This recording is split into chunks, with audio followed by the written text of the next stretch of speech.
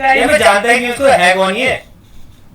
यार तुम कैसे कह सकते हो तुम इसको नहीं जानते, जब इसने बोला है कि तुमने इसका घर जला डाला। अच्छा सौरभ जोशी, अगर तुम मुझे नहीं जानते तो तुमने थगेश की वीडियो पे जो उसने मेरे लिए बनाई थी, मेरे से जुड़ा हुआ कमेंट कैसे कर दिया?